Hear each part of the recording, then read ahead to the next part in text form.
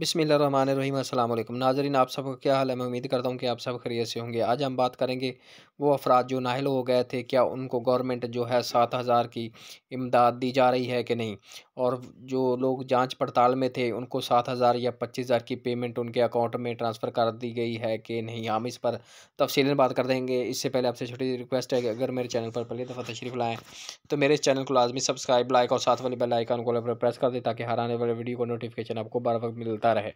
तो चलते हैं वीडियो की तरफ। तो जो लोग नाअहल थे उनमें से कुछ लोग जिन्होंने दोबारा अपील की थी, उनके 7,000 उनके अकाउंट में आ गए हैं, उनको बाकायदा मैसेज आ गया है। और जिनको मैसेज नहीं आया वो दोबारा चेक करवा सकते हैं। उनमें से तकरीबन काफ़ी लोग जो थे पहले नाअहल थे, उनकी जो पेमेंट है वो आ चुकी है उनके अकाउंट में, लेकिन जो पेमेंट है वो 7,000 ही है।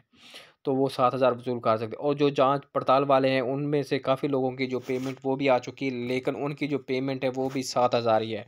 ये जो 25,000 की पेमेंट है ये सिर्फ़ उन इलाकों में आ रही है जिनमें जहाँ पर सैलाब आया था, फ्लड रिलीफ़ कैंप लगाए गए थे।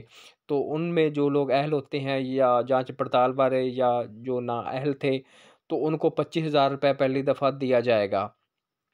अगर वो, क्योंकि जो 25,000 की पेमेंट है ये आर्ज़ी है, जो रजिस्टर्ड ख़वातीन हैं उनको भी 25,000 मिल रहा है, और जो आर्ज़ी सिर्फ़ उनको फ्लड रिलीफ़ कैंप की वजह से या एहसास जो emergency cash Benazir emergency program है उनसे 25,000 दिया जा रहा है, क्योंकि उनके जो सैलाब में सब कुछ बह गया था, काफ़ी नुकसान हुआ था। तो इस हवाले से जो सैलाब ज़दगान मुतासरीन हैं सिर्फ़ उनको 25,000 की पेमेंट मिलेगी। बाकी जो नाअहल थे या जांच पड़ताल वाले थे जिनकी पेमेंट आई है वो 7,000 ही उनको दी जाएगी।